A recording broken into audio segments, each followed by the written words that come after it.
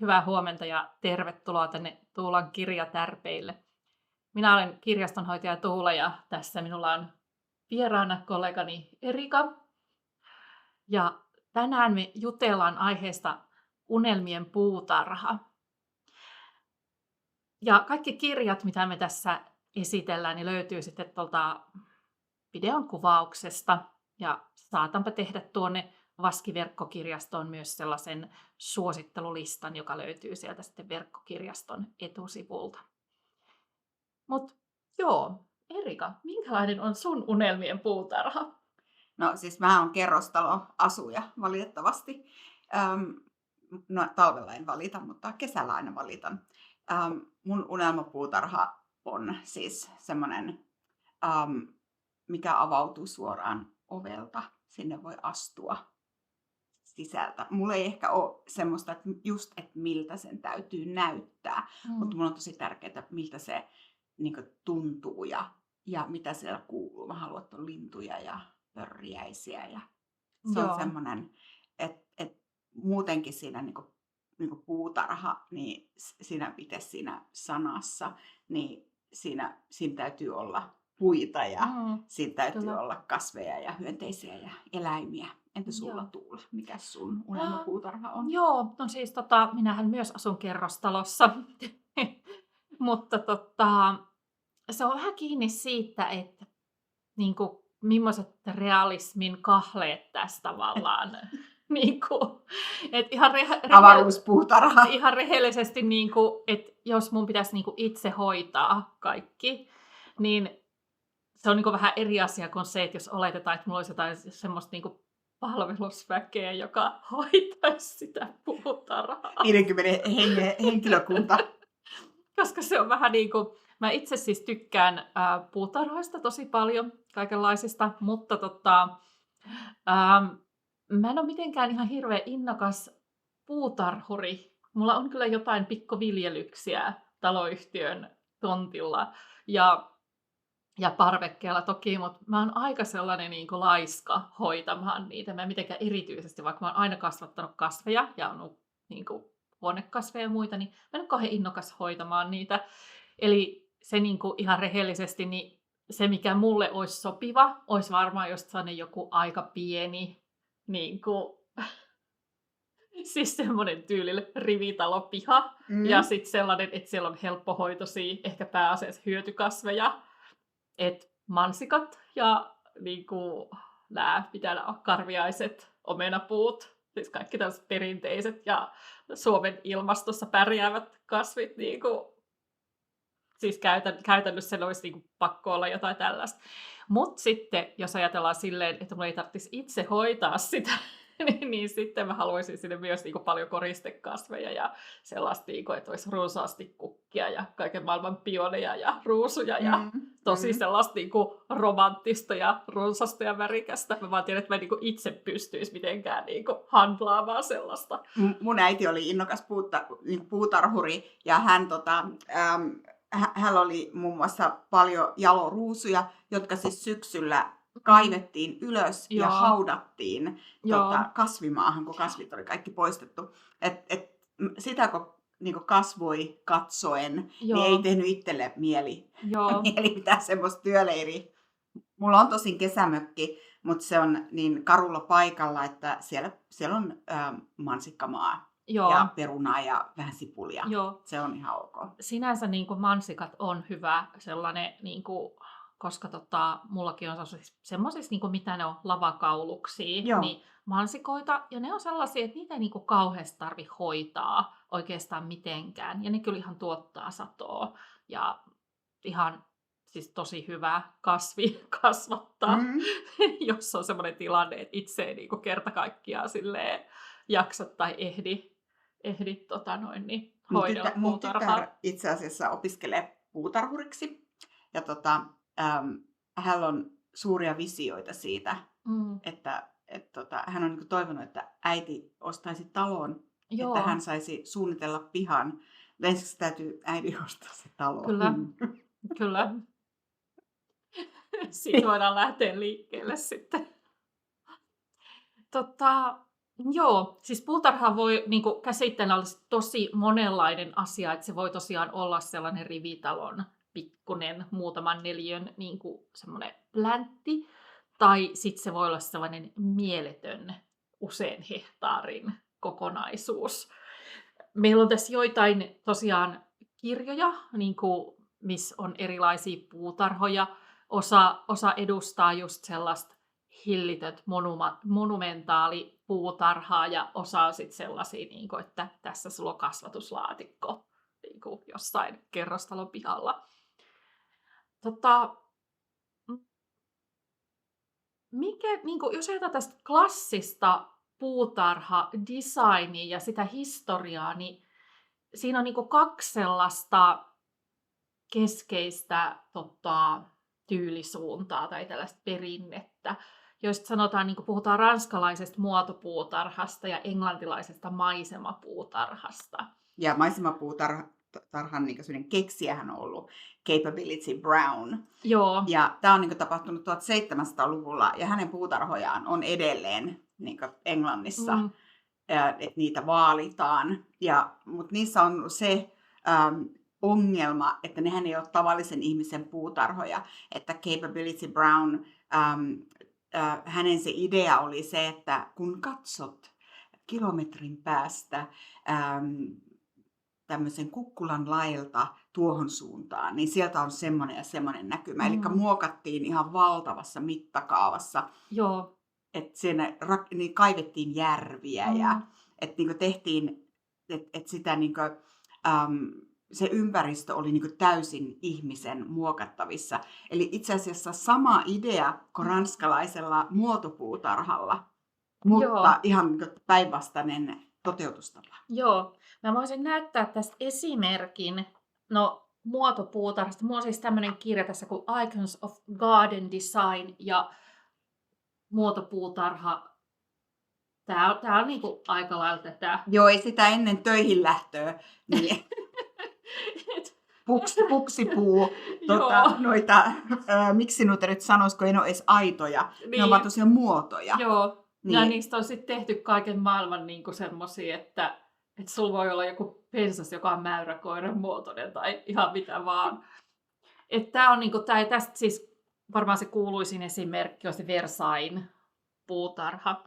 Mutta sitten näytetäänkö täältä joku sellainen hyvä maisemapuutarha? Mun mielestä tässä kirjassa on joitain hyviä esimerkkejä siitäkin.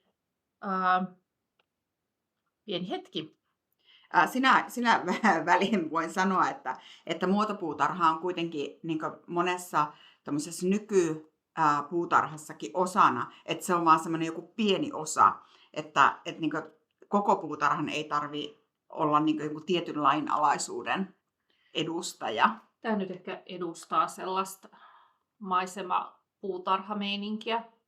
Tässä on ja sitten näissä tuntuu olevan näitä tällaisia kaiken maailman feikkiraunioita ja feikki-antiikin patsaita. Joo, se oli 1700-luvulla. Joo, hauska yksityiskohta. Kyllä, ja rakennettiin siis semmoisia, niitä englanniksi sanotaan nimellä grotto, mikä on niin suoraan Italiasta, niin kuin luola, niin. Grotto. Niin ne olivat siis niin ihan täysin niin maasta ylös rakennettuja, että niitä ei niin tehty mihinkään, että tässä on kallio, tehdäänpä tähän luola, vaan se niin kirjaimellisesti rakennettiin. Niin kuin jostain kivistä. Joo. Kyllä. Ja sinne saatettiin tosiaan laittaa jotain niin antiikin patsaita. Että ikään kuin, kun 1700-luvullahan oli muodissa brittiläisellä yläluokalla ne grand tourit, eli nuoret miehet ennen kuin meni naimisiin, niin ne kiersi vuoden tai kaksi semmoisia klassisia kohteita Välimeren maissa. Joo. Ja sieltä tuotiin ikään kuin matkamuistoksi. Eli saatiin mennä sinne grottoon ja muistella, että voi muistan kun Venetsiassa silloin ja niin edelleen. Että niillä oli ehkä erilaisia merkityksiä niille rakentajilleen meillä. Vähän eri juttu kuin se, että kun mä käyn jossain Tukholmassa ja ostan sieltä jääkaappimagneetin. Ei me kerätäänkaan jääkaappimagneetteja. Mulla on niitä semmoisista eksoottisista paikoista niin kuin Tallinna ja Tukholma, koska mä en käy Meillä kans, ja meillä myös mun lapset on jo aikuisia, mutta he tuo matkoiltaan mulle tuliaiseksi niin kaikkein mauttomimman magneetin, minkä he löytävät. Joo. Meillä on jääkaapissa, meillä on osa sensuroitu. Oi, kuulostaa pahalta. Todella mauttomia. Joo. Joo, tosiaan siis tuossa oli jos tämä puutarhataiteen historia kiinnostaa, niin on tosiaan tällainen kirja kuin Icons of Garden Design, ja tässä on siis historiasta nykypäivään tai ehkä johonkin viime vuosisadan lopulle tai ehkä 90-luvulla ilmestynyt kirja, niin kaikenlaisia erityylisiä, kuuluisia ja merkittäviä puutarhoja. Eli tästä saa semmoisen aika hyvän yleiskuvan siitä, että mitä voi olla. Mä voisinkin nykästä täältä nyt esille tämän, minkä mä olen lainannut, koska meidän siis Tuulan kanssa tehtiin niin, että hei, tehdään tämmöinen puutarhoista ja miten, siis meillä ei ollut edes mitään sellaista kauhean tarkkaa ideaa, vaan jotain, että mitä puutarhat itselle merkittää ja mitkä on jotain, niin kuin, mikä puutarhoissa on ihanaa. Ja sitten vaan varaileen kirjoja ja sitten katsotaan, että mikä on saalis. Ja mulla on tämmöinen kuin England's Gardens, A Modern History. Tämä on vähän tämmöinen niin tylsän näköinen tämä kirja, mutta tämä on siis niin puutarhojen evoluution historia Englannissa. Ja just tuossa Tuula, sulla oli tuo kysymys, että onko se ranskalainen muotopuutarha vai englantilainen maisemapuutarha, niin tosiaan tämä englantilainen maisemapuutarha on tosi lähellä mun sydäntä. Mä oon aikanani muutaman vuoden Englannissa asunut ja mulla oli tapana, että siis kun muut ikätoverini toipuivat krapulasta, niin minä lähdin tutustumaan lähiseudun tämmöisiin kartanoihin silloin, kun niillä oli avoimien ovien päiviä. Toi kuulostaa oikein hyvältä. Olin jo 20-vuotiaana 50 mielenlaadulla varustettu. Ymmärrän täydellisesti. Kyllä. Toi on oikein. Ja näin, koska siis puutarhojen ja talojen ylläpitohan on älyttömän kallista, niin aika monet yksityisetkin talot niin pitää niitä avoimien ovien päiviä, jolloin siis pääsymaksusta pääsee tutustumaan.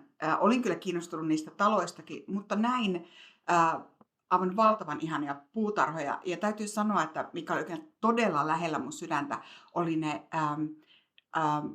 muurien sisällä olevat keittiöpuutarhat. Joo. Ja niissä yhdistyi niin kuin hyöty ja kauneus. Joo. Ja nykyisenä on tommosia niin puutarhaguruja telkkarissa, esimerkiksi Monty Don.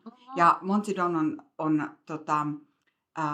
hän on Instagram-tilikin, missä hän niin kuin, siis kertoo siitä omasta puutarhastaan, että hän on 10 vuosia rakentanut sitä omaa puutarhaansa. Ja hänellä on mahtava hyötypuutarha, joka on tehty sen niin kuin vanhan brittiläisen hyötypuutarha-mentaliteetin niin mukaan. Onkohan se niinku silleen, mä rupesin miettimään, kun mua siis itseni niinku just tämä niinku ajatus tämmöisestä kauniista hyötypuutarhasta kiehtoo tosi paljon. Onko tämä niinku jollain tavalla sama asia kuin tämä niinku potager, vai pitääkö se lausua potager? Joo, niin, ja onhan siis, se. Joo. Ja siinä on niinku se ideahan on se, että siellä ei kasva niinku pelkkää lanttua.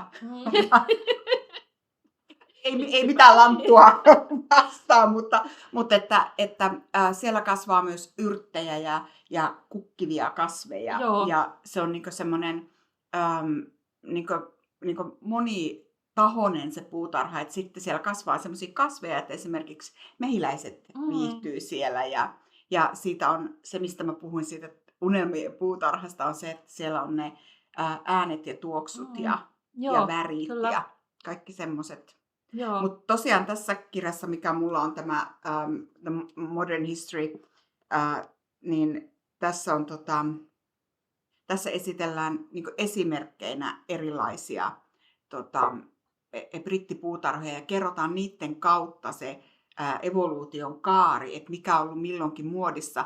Ja nyt 2000-luvulla niin kuin katsotaan ikään kuin taas taaksepäin, että 1900-luvulla oli semmoinen modernismin aika, jolloin niin kuin lanaattiin niitä puutarhoja paljon, paljon maan tasalle ja oli semmoinen niin hyödyn ja vaivattomuuden niin kausi. Ja nyt on taas se semmoinen, että se, niin kuin, se vaiva, mitä näkee sen puutarhan eteen, ei ole niin hukattua aikaa, vaan se on niin itse niin sitä puutarhasta nauttimista. Ja otettu niitä semmoisia vanhoja, että tehdään niin ikään kuin sitä puutarha-arkeologiaa. Tämä nyt koskee lähinnä just tämmöisiä suuria puutarhoja, mutta sitten britit on edelleenkin hyvin ylpeitä niistä pienistä puutarhatilkuistaan, mitä heillä on, että sitä ei rakenneta ainoastaan, niin kuin me ollaan totuttu, kun Suomessa on niin paljon tilaa pihoilla, niin on niin kuin, ei tarvitse ajatella sillä kerroksellisesti, mutta britithän tekee puutarhat kerroksellisesti, että ikään kuin siinä keskellä voi olla se pieni ruoholäntti ja sitten puutarha nousee sen ympärillä. Että se on myös sellainen viehättävä ajatus. Tässä voisi käydä vähän sellaista niin terminologiaa läpi. Sä mainitsit nämä pikku puutarhaläntit ja mä oon tässä viime aikoina oppinut, kun mä olen seurannut YouTubesta 40-lukuun keskittyvää kanavaa, niin olen oppinut termin Victory Garden, joka oli ilmeisesti tällainen niin kuin sota-aikana kotitarveviljelyä kaupungeissa ja muuallakin. Ja niihin oli sellaiset niin kuin, siis painetut ohjeet. Joo. Ja britithän rakastaa ohjeita ja semmoisia sääntöjä. Niin, ja niitä on nyt, niitä Victory Gardeneita, niin niitä niin elvytetään. Joo, mä siis törmäsin tähän termiin jossain, että mä oon jotenkin tosi niin hämmentynyt, että mikä ei mene Victory Garden, että tää on niin tästä palstaviljelyä. Niin, just näin. Mä ymmärrän tätä juttua, mutta sitten mä teosin, että okei, siinä on se sota-aika ja se, että elintarviketuotanto kovin säännöstely, niin oli tosi tärkeää. Joo, ja sitten varmaan monet teistä niin tietää niin jostain TV-sarjoista ja muista, että kun brittimies jää eläkkeelle, niin sille hankitaan puutarhapalsta, ettei se jää jalkoihin siinä kotona. Ja sitten siellä on kahden kilpailu siellä palstoilla niin keskenään. Ja siis Suomessahan puutarhapalstat on aika naisvaltainen juttu, mutta Englannissa ne on mies. Eikö siellä ole sellaista meininkiä, että siellä esitellään jotain, että kuka on kasvattanut isoimman kaalin ja niin kuin... Kyllä, tuli ihan käsittämättömältä, että sitten puutarhasta saadaan sellainen kilpailuaihe. Sitä on aika vähän Suomessa, mutta esimerkiksi mun entiset appivanhemmat Yhdysvalloissa, niin heidän semmoinen suuri tavoite oli, että kun he jää eläkkeelle, niin heidän rhododendron puutarhan, siis heillä on ihan valtava hieno puutarha, niin heidän rhododendron puutarhan he hoitaa semmoiseen kuntoon, että se pääsee vuosittaisen Pacific Northwest, eli Tyynemeren niin Amerikan luoteisosien tämmöiselle puutarhakierrokselle. Ja sitten siitä on muutama vuosi aikaa, kun he sitten pääsi. Se oli semmoinen, niin että sen jälkeen voi niin kuolla pois. Että heillä kävi siis, niin kuin, en mä tiedä, 10 jos se satoja bussilastillisia tutustumassa yksityisiin puutarhoihin. Onhan niitä täällä Suomessakin semmoisia, että on niin kuin, valitaan joku vuoden kotipuutarha juttuja. Mutta se voi jollekin olla se semmoinen, että niin kuin, mitä varten se tekee sitä. Joo. Toinen tämmöinen käsite, minkä merkitys itse asiassa on mulle vähän epäselvä edelleen, vaikka mä koitin niin kuin selvittää sitä, että mikä on niin kuin cottage garden. Mikä se niin kuin on? Sanoiko tämä sulle? Niin kuin... Joo, siis sanoohan se, sehän on sellainen visuaalinen juttu, että sullahan ei voi olla niin kuin cottage gardenia kerrostalon pihalla, että siihen liittyy se asumismuoto. Olla se niin kuin mökki. Joo, siihen täytyy olla se mökki ja siihen liittyy ruusut. Englantilaiset rakastaa niiden ruusuja. Ja siihen liittyy just tämmöiset niin köynnösruusut, siihen liittyy laventeli, koska englantilaiset rakastaa Etelä-Ranskaa. Että on niin kuin, että mitä ihaillaan missäkin paikassa ja mistä niin koitetaan tuoda joku semmoinen juttu. Niin laventeli on semmoinen, mikä kuuluu siihen. Ja sitten se, että se cottage gardenhan on sen talon edessä. Eli me ollaan totuttu siihen, että piha on suojassa, yksityinen, se on takapiha, kun taas se cottage garden, se voi olla ympäri sen mökin tai sen pienen talon, mutta siihen liittyy tosi voimakkaasti se kadun ja julkisivun välissä oleva Joo, puutarha. se on siinä esillä, että Kyllä. kaikki näkee, miten hieno se on. Hei, mä voisin tässä, kun tässä tuli erilaisia näitä puutarhatrendejä, tai miksi näitä nyt sanotaankaan, niin esille, niin mä voisin tässä nyt esitellä muutaman kirjan liittyen näihin. Eli tosiaan puhuttiin näistä niin kuin hyötypuutarha tai niin kuin hyötykasvit ja koristekasvit kauniina kokonaisuutena, niin siitä mä voin suositella tosi paljon tämmöistä Kukkiva kasvimaa, potager, tai potager, miten ikinä lausutaankaan. Lausutaan vaan potager. Niin. Joo, niin Heidi Haapalahti ja kumppanit on tämän tehnyt, ja tässä on ihania kuvia, ja tämä on jotenkin tosi sellainen, että kun tätä katsoo, niin tulee sellainen olo, että voi vitsi, että mä haluaisin tämän kaiken, ja sitten tajuaa niin kuin asuvansa kerrostalossa ja olevansa aika tumpelo, mutta siis tosi niin kuin ihana kirja. Ja sitten tästä samasta aiheesta on niin kuin tämmöinen kuin Kirsi Tuominen ja Syötävän kaunis piha, nykyaikainen hyötypuutarha. Tämä ei ole ihan niin semmoinen upea kirja, mutta periaatteessa tästä ihan samasta aiheesta, eli että miten tehdään niin kuin tämmöinen kaunis ja toimiva hyötypuutarha. Ja tämä on aika tämmöinen enemmän tietopitoinen kuin sellainen inspiroiva, mutta niin kuin hyvän oloinen kirja tämäkin. Eli Kirsi Tuominen ja Syötävän kaunis piha oli tämä. Ja oliko meillä joku muu juttu? Ehkä ei. Mä voisin, kun tuossa mainitsin sen Capability Brownin, joka on semmoisen... Jolla on liian huvittava nimi. Joo. Hän on siis kveekari. Hän on kveekarin nimi tämä Capability. Pystyvä Brown. Joo. Hän oli pystyvä. Hän pystyi tekemään hyviä puutarhoja. Juurikin näin. Siis muistaakseni nimi on hänen itse valitsema. Joo. Mutta pihasuunnittelu, ja no, Suomessa puhutaan aina pihasuunnittelusta, mutta kyllä se englannissa on sitä puutarhasuunnittelua. Ja mulla on tämmöinen, siis tämä on niin upea tämä kirja Gardens in My Life. Tämän on kirjoittanut Arabella Lennox Boyd, hän on sellainen mummeli-ikäinen jo, mutta hän on siis yksi Britannian kuuluisimmista puutarhasuunnittelijoista. Ja hän on suunnitellut niitä puutarhoja ympäri maailman, tai ympäri, niin kuin sanotaan, että pohjoisen pallonpuoliskon. Ja tässä hän esittelee niin kuin omia projektejaan, ja hän esittelee myös sen oman puutarhansa. Mutta tässä on ihan siis nämä kuvat, no täällä on niin kuin kuvat vaihtelee yksittäisistä kasveista sitten tämmöisiin niin kuin puutarhanäkymiin. Osa näistä kuvista on siis semmoisia, että niitä tuijottaa vaan, niin kuin, että ne on niin kauniita. Mutta mistä mä tykkäsin tässä kirjassa on se, että hän selittää jokaisen pihan, sen kokonaisuuden niin kuin filosofian, että miksi hän suunnitteli tästä tämmöisen. Ja sitten täällä oli semmoinen älyttömän hyvä vinkki, minkä hän oli niin kuin tajunnut, hän oli sen niin kuin kuullut joltain, mutta silloin kun hän joskus 1900-luvulla, 70-luvulla, milloin hän on niin kuin aloittanut ammattipuutarhasuunnittelijana, niin silloin yritettiin siirtää semmoisia, niin kuin, että ikään kuin tehdään vaikka italialainen puutarha Englantiin. Ja sitten niitä kasveja joutui niin kuin vaihtamaan aivan jatkuvasti, koska nämä on aivan väärässä ilmastossa. Ja silloin hän sai joltain niin kuin semmoista ammattipuutarhurilta semmoisen vinkin, että mikset katso Japaniin ja Kiinaan ja Japanin ja Kiinan niin kuin puutarhakasveihin ja puihin ja tuo niitä sinne Englantiin.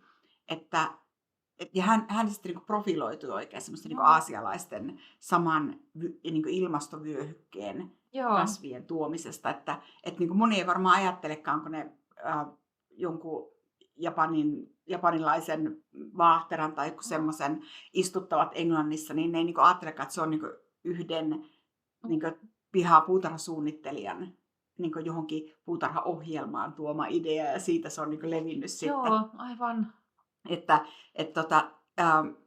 Miten sä Tuula ajattelet, kun sä katsot tämmöisiä niin kirjoja, missä on tämmöisiä niin valtavan kauniita valokuvia ja muita. Eka tulee vähän semmoinen fiilis, että ihana, no en mä tuommoista voi tehdä. Mutta mitä niistä voisi niin ottaa? Joo, siis niin tietysti siis semmoisia yksityiskohtia, että mä sanoisin, että jos on niin tosi vähän tilaa, että jos nyt olisi se tilanne, että olisi joku se rivitalo, piha tai sellainen, niin mä niin lähtisin ehkä itse sellaisen niin hakeen inspiraatioon. No ensinnäkin sitten sen tilan ehdoilla tietysti, että ei siihen tilaan voi laittaa esimerkiksi jotain ihan hirveän isoja kasveja, koska jättimäinen vaatteet. Se ei vaan onnistu. Mutta sitten mä lähtisin kyllä silleen just tonne jonnekin hakee sieltä kaukoidän suunnasta ehkä sillä tavalla inspiraatio, koska tavallaan siellä on sit kuitenkin sellaisia, että on vaikka yksi jotenkin sellainen joku puu, joka on aika pieni, mutta jossa on tosi paljon sellaista luonnetta. Joo. Ja siitä mä lähtisin sitä kattoon. Ja sitten ja sitten tavallaan se, että kaikki täytyy skaalata siihen tilaan ja niihin olosuhteisiin, mitkä siinä on.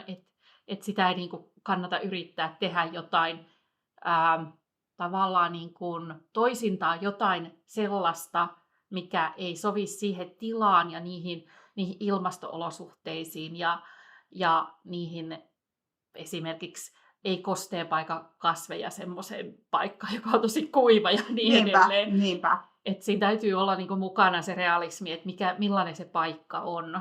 Tässä on mun mielestä hyvä esimerkki, mä en tiedä näkyykö tämä nyt ollenkaan sinne, mutta hyvä esimerkki siitä kerroksellisuudesta, mistä puhuttiin. Sehän on semmoinen, mitä voi tehdä niin pienessäkin pihassa, että on ikään kuin että silloinhan joku se pihan ulkopuolinen asia voi toimia siinä ylimpänä kerroksena, esimerkiksi ne puut, mitkä on siinä talon ympärillä.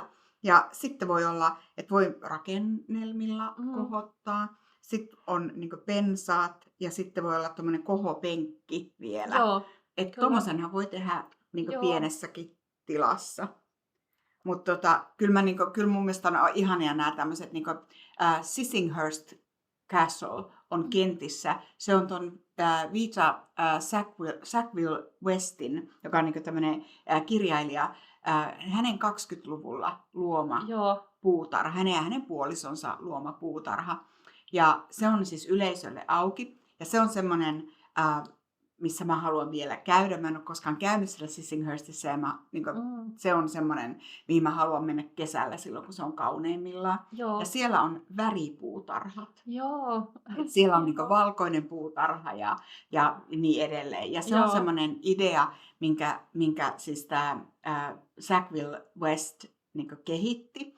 Ja esimerkiksi tämä Arabella Lennox Boyd käyttää ihan sitä kanssa, että hän tekee niitä väripuutarhoja. Sekin on idea, mitä voi mä oon siis joskus haaveillut ihan parvekekasveissa siitä, että joskus ottaisi sen gootti. Mahdollisimman tummia. Kun on olemassa aika paljonkin semmoisia kukkia, mistä on olemassa tosi tumma versio, orvokkeja ja noit, mitä kaikkia niitä nyt onkaan, niin olisi hauska joskus tehdä sellainen, että vain mustia kukkia. Joo, ehdottomasti. Ja muutenkin niin kaikessa puutarhan hoidossa ja tämmössä, niin varmaan se juttu on semmoinen, että sen pitää tuoda sulle itselle iloa. Että jos sit tulee ihan hirveä semmoinen työmaa, että sä nouset aamulla ennen töihin menoa, jos siis tuossa oli ilo. Tietysti jos sulle tekee hyvää nousta 5 tekemään puutarhahommia, niin go for it ilman muuta. Sitten kyllä. Mä haluan näyttää yhtä kirjaa. Siis, mehän ollaan molemmat aika sen jotenkin rehevän ja ei voi sanoa luonnollisen, koska ei ne nyt oikeasti ole luonnollisia, mutta siis tykätään sellaisista puutarhoista, jotka on runsaita ja näyttää tavallaan semmoiselta, että ne voisi olla luonnon tuottamia. Ja missä kasvit näyttää tosi elinvoimaiselta. Mutta mä haluan näyttää sen ihan toisesta ääripäästä. Eli mulla on tämmöinen kirja, jonka nimi on siis, mitä tuossa lukee, The Contemporary Garden. Eli tällainen. Tää on Nykyaikainen puutarha. kyllä, ja tämä on niinku semmoista, edustaa sellaista niinku 1900-luvun tosi modernia ja veistoksellista ja välillä aika minimalististakin tyyliä.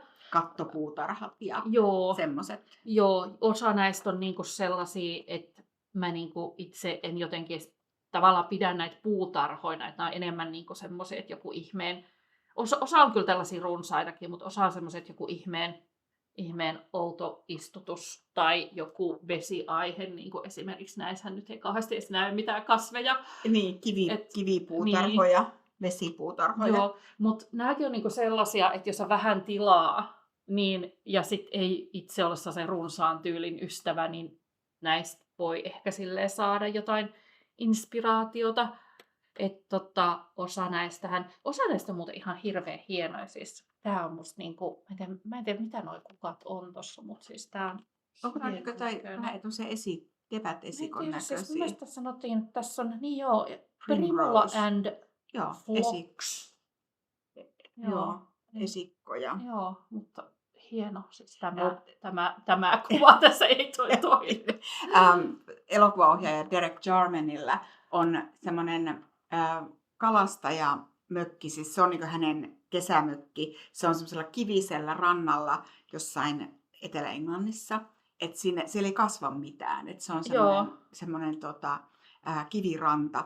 Ja hän on niin tehnyt sinne puutarhan. Hän on entisöinyt sen mökin ja tehnyt sen niin kivipuutarhan. Ja hän on tehnyt sinne veistoksia, että hän on niin metalliveistoksia ja muita, että sen puutarhakäsitteen voi niin monella tavalla ajatella. Osa näistä puutarhoista on siis tosi outoja. Siis toihan, arkeologia kyllä kauheasti kiinnostaa toi Hautakumpu-puutarha. Mutta tässä on tällaisia tosi erikoisia ja tämmöisiä moderneja tai modernistisia ideoita. Että siis osa on tosi kreisejä ja osa on sellaisia, että se ei mun mielestä ole puutarha ollenkaan. Mutta varmaan sillä tavalla johonkin pieniin tiloihin ja osa on varmaan aika helppohoitoisia, jos niissä ei ole edes kasveja juurikaan. Niin, että vaan roskat poimii kivistä. Joo, paitsi tämä kyseinen kyllä varmasti on tosi työläs. Mä en tiedä, miten tämä on edes tehty. Siis tämähän on tämmöistä maanpeittokasvia. Joo, mä en tiedä, miten se on saatu tuolleen. Nämä on varmaan oikeasti noita tommosia, nämä on samoja kuin nämä. Eli siellä on vaan sitten... Joo. Mutta tosiaan... Miten se käy tuolla hoitamassa? No en mä tiedä yhtään. Siis niillä varmaan ne varmaan jollain nosturilla nostaa jonkun ihmisen leijumaan sinne. Karkkipaperit sieltä poimimaan.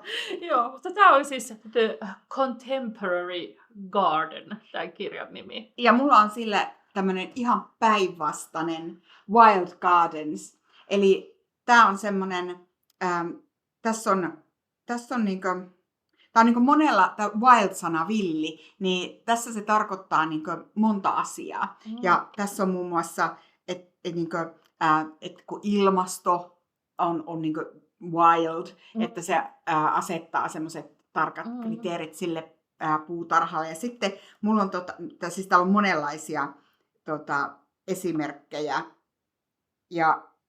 mutta mä halusin näyttää täältä täällä on 2 pientä juttua. Täällä on metsäpuutarhat. Ja tämä on niinku suomalaisille aika niinku hassu juttu, mutta siis kun Englannissa on niin vähän metsiä ja varsinkaan mitään luonnontilasta, niin siellä niinku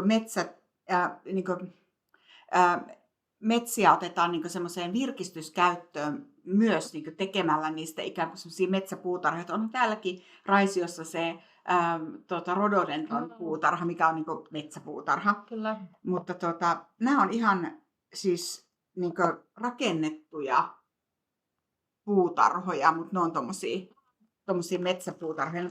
Täällä on tosi kauniita. Ja sitten myös niinku semmosia, minne noi englantilaislapsiressukat pääsee vähän raittiiseen ilmaan. Tää oli vitsi. Mutta mä otan sen ihan tosissaan. Mutta siis ideana tietysti se, että tämmöisistä julkisista niin puutarhoista niin niistä on niin semmoista kansanterveydellistä iloa. Sitä niin tarkoitin. Mutta sitten täällä on vielä semmoinen osuus, mistä me ei ole vielä vähemmän puhuttukaan niin puutarhoissa, mutta täällä on siis tämmöinen osuus siitä, että miten voit tehdä puutarhastasi niin tämmöisen villieläin- ja hyönteisystävällisen. Ja täällä on kaikkia vinkkejä lintujen ruokkimisiin ja hyönteispuutarhoihin ja myös kasveihin, että mitä kannattaa laittaa. On tämmöinen ihana kuva tuommoisesta pienestä hiirestä, joka syö karhun vatukoita.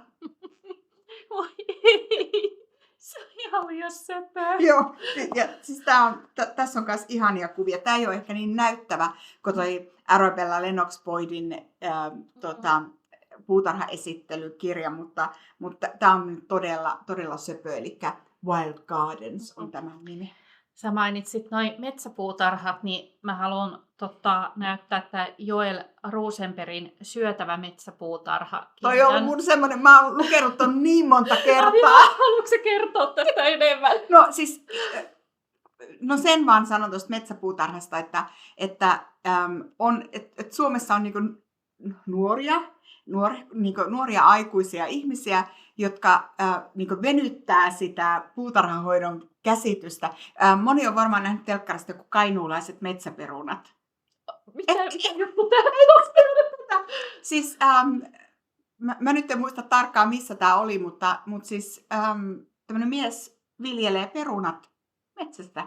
Siis ihan sinne kuntaan vaan laittaa ne perunat ja sitten käy sieltä ne keräämässä. Siis aivan käsittämätön. Mä oon jo haaveillut tästä, mutta tuo Portsassa on vähän vaikea laittaa metsäperunoita mihinkään tulemaan, mutta siis kokeilkaa joku, että miten ne toimii. Mutta siis metsäpuutarhan idea on se, että kun metsä kasvaa itsekseen ilman ihmisen jatkuvaa hoitoa, niin myös sen voi valjastaa ikään kuin ne lainalaisuudet niin hyötypuutarhan hoitoon.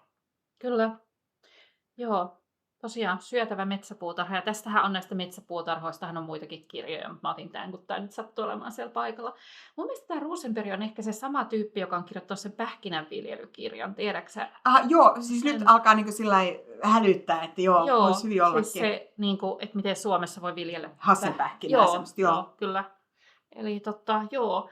Ja sitten no sit tämmöisen niinku ehkä, miten mä nyt sanoisin, tällaisen kaikista saavutettavimpaan puutarhanhoitoon kaupunkiolosuhteissa. Yhteisöpuutarhat ja joo, ja siis tämmöinen, niinku, että tosiaan kerrostaloasujakin periaatteessa voi viljellä parvekkeella tai sitten niinku, jos taloyhtiöllä ei ole mitään sitä vastaan, niin semmoisissa kasvatuslaatikoissa. Meillä on pihalla kasvatuslaatikot ja muutama vuosi sitten siitä tuli sellainen varustelukilpailu, kun minä olin ehtinyt jo kasvini sinne istuttaa ja laittanut lapun, että meillä on siis useita laatikoita, että tässä on, niin sitten yläkerran mummo istutti sinne perunansa. Siinä voi käydä just näin. Minun viljelyt. Joo. Se on niinku, tää on se ongelma, että siihen täytyy niinku tavallaan suhtautua silleen, että siellä voi tapahtua asioita. Et mä huomasin tässä justiinsa, kun mä kävin itse tarkistamassa, onko mun mansikat selviytynyt talvesta, niin mä huomasin, että joku on istuttanut jotain ihmeen sipulikukkia yhteen niistä ruokuista. Täytyy vaan ajatella, että ei sille niinku voi mitään. Se on niinku semmoinen. Se on niinku sellaista. Ja joku oli jätänyt koiransa kakata siihen ihan viereen. Että kannattaa pestä ne mansikat ennen kuin laittaa suuhun. Joku voinut nostaa niihin jalkaa. Se on ihan mahdollista. Se on tämmöistä. Mutta siis että niin tosiaan kaupunkiviljelystäkin on monta kirjaa ja tämän kirjan nimi on Kaupunkiviljely. Ja mä otin vähän sen takia, koska tämä on hyvin ohut kirja, joka on tosi niin kuin, tietopitoinen. Ja tässä on hyvin vähän sellaista yleistä fiilistelyä ja sellaista, niin kuin, usein näin tyyppisissä kirjoissa on vähän sellaista niin kuin, epärealistista. Kaikki yhdessä. Talkoihin osallistuu kaikki. Kyllä. Ja lapset. Kyllä. Ja sitten pelastamme ilmaston syömällä itse kasvattamiamme jotain niin kuin porkkanoita. Ja Niin. sitten kun se totuus on se, että tosiaan niin kuin siinä voi käydä niin, että mummo istuttaa perunat sinne sun kasvatuslaatikkoon ja koira nostaa jalkaa sinne. Siis just näin. Ei se niin kuin aina toimi sille. Anteeksi, me kun syljetään pöytään. Mutta siis meillähän on, niinku, meillä on paljon kollegoita. Herra jestas, mitä tuolla tapahtuu? Miksi toi vala... Mitä? Tässä on apinasuodatin. Tässä on nyt selvästi jotain. Ollaanko me puhuttu liian pitkään? Valomerkki. Herra jestas. Mutta jos tämä loppu nyt on tämmöinen, niin No mä, sit se on. niin mä sanon nyt tähän sen, että meillähän on paljon työkavereita, jotka ovat esimerkiksi yhdessä vuokranneet viljelypalstan. Että sekin on semmoinen hyvä idea. Kyllä, kyllä. Niin mä en tosiaan tiedä, mitä ihmettä tälle valaistukselle tapahtuu. Mihinkään ei ole koskettu. Joo, hei, jos katsotte tämän videon loppuun asti, niin voitte kommentoida tohon niin, että näittekö oudon valaistusilmiön. Kato, nyt se rupeaa menee takaisin. Se oli vaikka hetkellinen. Joo, ja kun tuolla ulkona ei ollut mitään valoilmiötä, että täällä Turussa ei todellakaan paista aurinko, että siellä sataa semmoista tämmöistä, mikä tekee tukan tämmöiseksi. Hei, no niin. Tilanne on täysin hallinnassa. Kyllä. Niin jatketaan. Mä haluan esitellä vielä tässä yhden kirjan niin kauan, kun ehditään, ennen kuin tämä taas tapahtuu jotain outoa. Ja se on tämä Ulrika Nordström ja Samettinen sammal puutarhassa ja ruukuissa, mikä on ihan mieletön juttu. Sammal on ihan mahtavaa ja jossain tuolla ulkomailla on sammalpuutarhoja. Ehkä lähinnä Japanissa ja paikoissa, jotka on inspiroitunut siitä. Joo, ja sitten niinku tämmöisissä, missä on kylmän ilmaston sademetsiä. Joo, niin ja tämä on tosiaan niin nämä sammalpuutarhat on ihan tämmöinen niin oikea juttu. Ja mä itse siis rakastan sammalta. Mä haluaisin ehdottomasti sammalpuutarha tai joku sammalviljelyksen. Ja mä en ymmärrä, miksei tätä niin kuin harrasteta Suomessa enemmän, koska olosuhteet Turussa ovat täydelliset. Kyllä. Täällä on kosteeta ja nurmikot itsestään muuttuu sammaleksi. Ei tarvitse edes yrittää. Mutta eikö sammalta saa esimerkiksi niinku kasvamaan, että sitä voi niinku, tehdä sille niinku hyvät olosuhteet. Joskus mä muistan, että oli muotia tehdä tuommoisia elementtejä pihalle ja valella ne piimällä. Joo, siis tähän on jossain kirjassa, se ei ole siis toi kaupunkiviljelykirja, koska tämä on liian asiallinen siihen, mutta siis joku niin suunnilleen samoihin aikoihin ilmestynyt tällainen ehkä enemmän sellaisen niin sissiviljelyyn keskittyvä kirja on sellainen, missä on ohjeet siihen sammalgraffitin tekemiseen. Mä en ole itse kokeillut, koska mulla ei ole mitään paikkaa, mihin mä voisin laittaa sellaisen. Ja sitten se ohje oli vähän sellainen, että sekoita jossain tehosekottimessa piimää ja sammalta. Niin mä en oikein usko, että sitä tehosekotinta tulisi sen jälkeen käytettyä. Että täytyy niinku kaupunki tämmöisen niinku mitä sanot, sammalgraffiti sisseillä täytyy olla joku yhteisösekoitin, missä kaikki voi käydä sekoittamassa piimät ja sammalleet. Ja ehkä joku sit sellainen seinä jossakin, jota kukaan ei käy painepesurilla pesemässä. Mutta siis sammaleet ja jäkäläthän on siinä mielessä ihan tosi mielenkiintoisia, että nehän niinku elää sillä niinku symbioosissa niinku sienien kanssa ja ovat niinku, että kun sienet ei ole oikein kasveja eikä ne ole oikein eläimiäkään, niissä on niinku molemmista niinku, että ne on sun ihan oma juttunsa, mutta sitten just jäkälissä ja sammaleissa on niinku, niissä elää sieniä, että ne on tämmöisiä niinku ihan tosi kuumottavia eliöitä. Joo. Mä luulen, että mun täytyy yrittää parvekkeelle ehkä, tai mä oon siis nyt jonkun aikaa kasvattanut yhdessä purkissa semmoista sammalta, joka on sille jotenkin tosi jännästi silleen muuttunut ihan erilaiseksi ja erinäköiseksi siinä aikana, kun se oli alun perin sellainen tällainen, niin kuin, siis tällainen vähän niin kuin pieni pallero, ja nyt siitä on tullut sellainen iso ja leveä ja jotenkin sen näköinen, että siinä on ihan eri sammalta kuin aikaisemmin. Mä en tiedä, mitä on tapahtunut. Siis mä luulen, että siinä on kyse mutaatiosta. Ja jonain päivänä se ryömii sieltä purkista ulos. Musta tuntuu, että se tekee sitä jo, mutta tosi hitaasti. Joo, koska siis se on mähän on just lukenut Aura Koiviston Lahottajat, että mun juttuihin kannattaa suhtautua sillä lailla vähän Joo, näin. mutta koska Sammal on se on ruvennut, vaikuttanut. se on ruvennut sitä Seinämää pitkin vähän kasvamaan. Kyllä se sieltä on matkalla jonnekin. Vallottamaan koko Turun.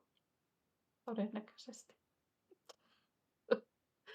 Mutta hei, mä luulen, että me ollaan nyt ehkä koeteltu meidän onnea tästä videon kanssa vähän liiankin pitkään. Tämä on pisin video, mitä tässä ollaan kuvattu koskaan. 45 minuuttia. Mä luulen, että meidän täytyy ehkä No mulla ei ole enää kirjoja, niin vaikka puhetta piisaisikin. Niin. Puhetta piisaisi kyllä ikuisesti. Mutta hei, kiitoksia.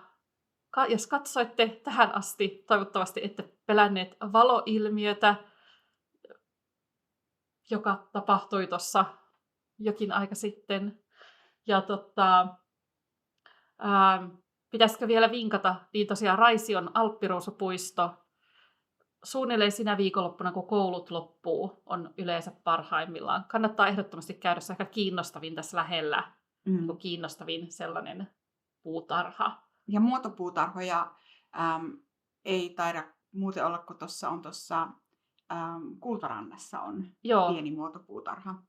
Ja ehkä jonkun tyyppistä on tuolla Louhisaaressa. Joo. Suomessa ei niin hirveästi ole mitään tällaisia tosi övereitä puutarhoja. Mutta Ruotsiin kun menee, niin sieltä löytyy jo. Mutta kyllä Suomestakin löytyy kauniita puutarhoja. Ja nyt toivon, että lainaatte kirjastosta kirjoja teidän puutarhaunelmia varten. Ei ehkä tälle kesälle enää kaikki ehdi, mutta sitten seuraavalle. Juuri näin. Kiitos Erika. Kiitos Tuula. Ja kiitos teille. Ja heippa. Heippa.